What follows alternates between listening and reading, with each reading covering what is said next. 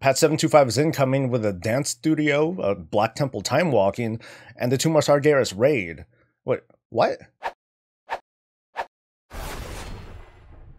Hey, it's Soul. It's April 14th, 2017, and this is Warcraft Weekly, where I just kind of take a bunch of news and spit it back at you. And now, pretty much as is tradition, how was your week? Last week I said that I would choose a random commenter and that person would win enough gold to get a WoW token. That person happens to be Jason Manis, who said, "The week was good, still trying to decide on one alt to play, but other than that, can't complain." And you better not complain because you just won a WoW token. You won probably about 100,000 gold.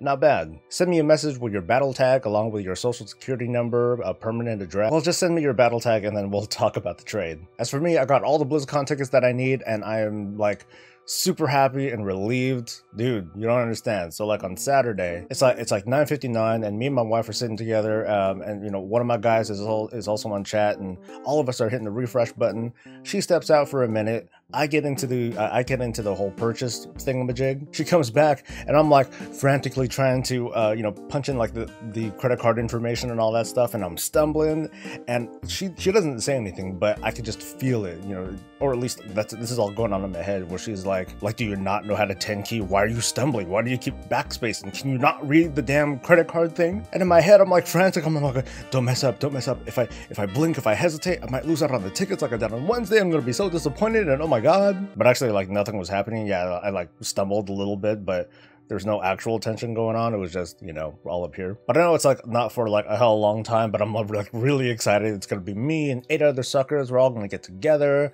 and have chicken and waffles. We're gonna have a good time. Oh, and we're gonna, you know, we're gonna go to BlizzCon too. But yeah, I'm always interested to hear from you folks, just how your week was. No contest this time, but I'd love to hear from you and chat with you for a little bit. Quick recap, and man, I'm noticing that I'm like doing a lot more stuff than I thought that I'd be doing. But anyway, I'm taking the paladin tanking guides into a new direction and focusing on Mythic Keystone dungeons. So like this week we had bolstering, grievous, and tyrannical.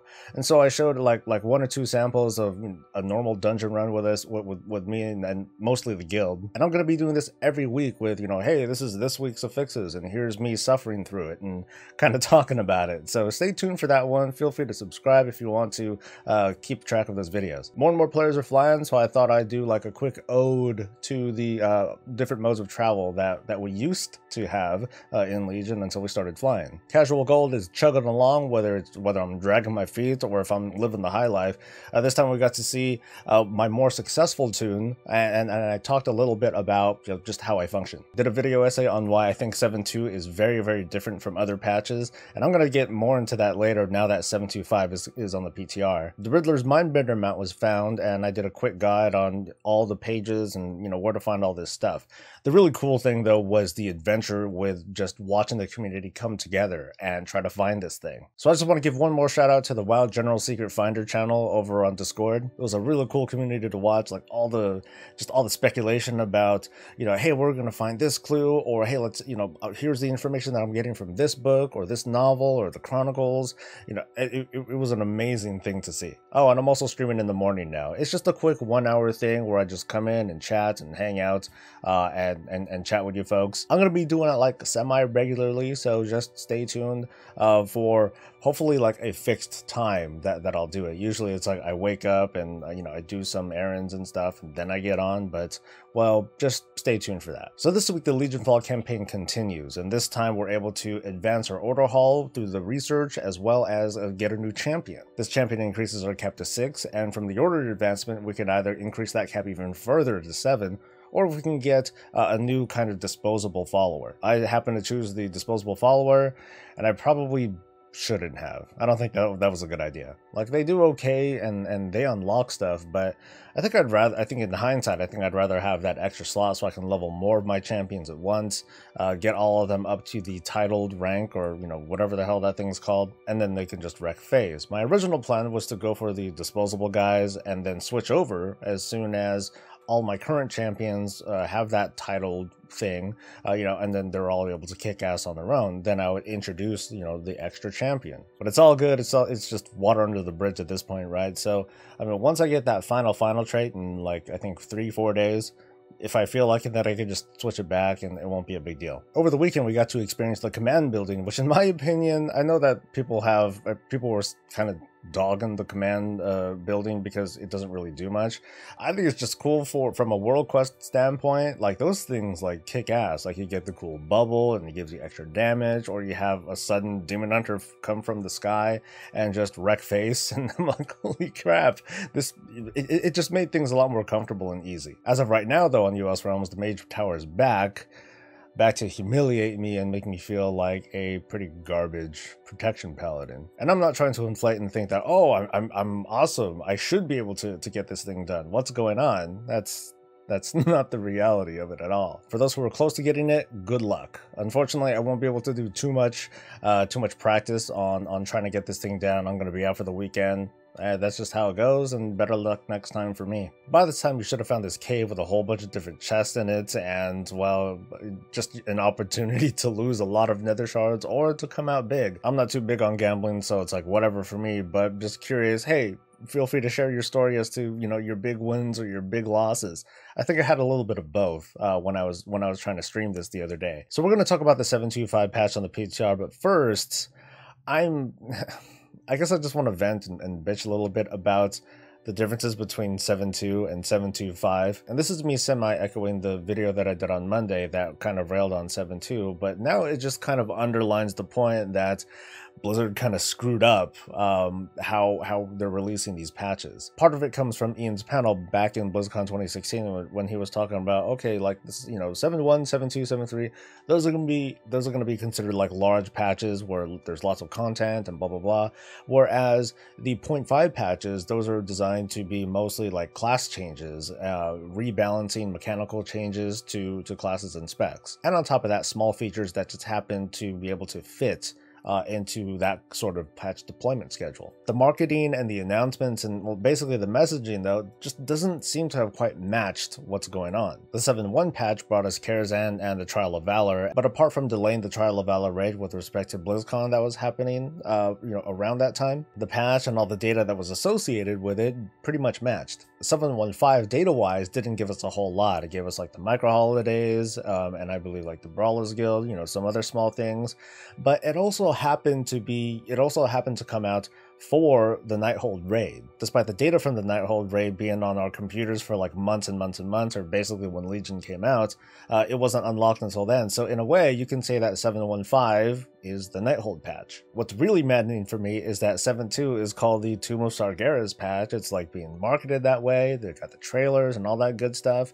But at least from all indications and all logic tells me that 7.2.5 is going to come out right when, or basically 1 week right before the Tomb of Sargeras raid opens up. So to me, it's pretty clear that 7.2 should have been called, I don't know, March of the Legion Fall or something like that. And 7.2.5 should be literally called the Tomb of Sargeras because that's when it's gonna open up. To me, that fits better narratively and it sets expectations for me a lot better. And that's where you get a lot of these folks that are talking about this gating or, you know, having to wait for content and so on and so forth. Of course, you folks can think what you will of the gating and give your opinion, and that's totally welcome. I don't think you're wrong about how you're feeling about it. At this point, I just think that the messaging and the way the patches are numbered and the data that's contained on these patches, it's like totally unaligned and it's confusing and it just causes weird things to happen, and it's kind of doo-doo better. I don't know, maybe I'll tweet some of this to Ian and be like, hey, can you like clarify some of this stuff so players aren't confused anymore? I don't know if it's going to be effective. I don't know if people care, but I'm just going to try to do it anyway. So 7.2.5 on the PTR, there's a lot of data mined stuff that I'm not going to talk about, but let's just go over like some of the high level features. Of course, the main thing of this patch is going to be about all the number and mechanical changes that are going to happen to our classes and specs that can't fit into just a really quick hotfix. I'm not going to get into too many specifics. I mean, you can take a look at them if you want, but you can safely bet that most, if not everything, can change with every build, and that's going to happen like week after week. So stress yourself out at your own risk. My small concern as a protection paladin, I'm like, oh man, blinding light's not going to do damage anymore. Well, It was fun while that lasted. There's also a nerf to Ardent Defender that will prevent paladins from absorbing a killing blow that would otherwise super annihilate us, and only just kind of annihilate us, if that makes any sense. That does leave me a little bit disappointed because now I have to keep track as to, you know, what these really big attacks are going to be. I need to see if calculate, is that going to actually kill me, or do I have enough life, maximum life, in order to avoid it? But oh well, I'll deal with it. I got more cooldowns anyway. The Trial of Style and the Auction House Dance Party are something that I'm actually looking forward to. These are just like fun, cool events.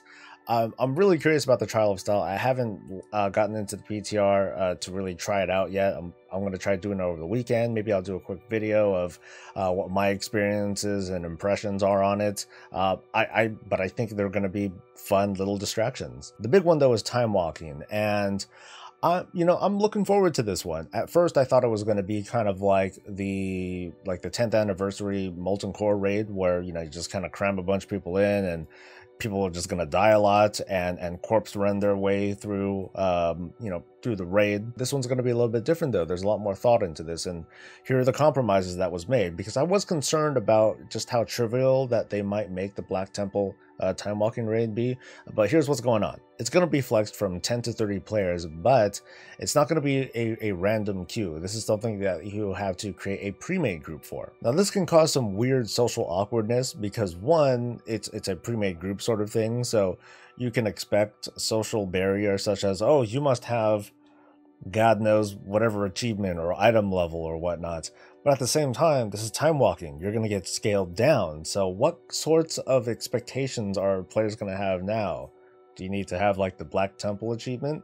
That's not going to make any damn sense at all, because anyone can get it, at least at the moment. Is it going to be expected from these raid leaders that, oh, you must have, you know, Burning Crusade gear with tons of sockets and, you know, and gems in those sockets, so that way you can overpower mechanics? I don't know. The fact that this is flexible though tells me at least that the mechanics are going to be, well, I mean, they're not very complicated, but at the very least, they're going to be more forgiving with regards to flexible raids. And of course, the fact that this is going to be, this is more social. So, but I don't expect this to be any more difficult. In fact, I expect it to be a little bit easier than normal mode raiding. I'm also curious about how this is going to play out from a reward standpoint. I mean, is this going to take kind of long enough that it might potentially take up a raid night? Is it going to drop gear? Is it going to drop like Timeless Titan Forged sort of gear? I kind of doubt that. I think most of the intention with this Timewalking raid is mostly to get like cosmetic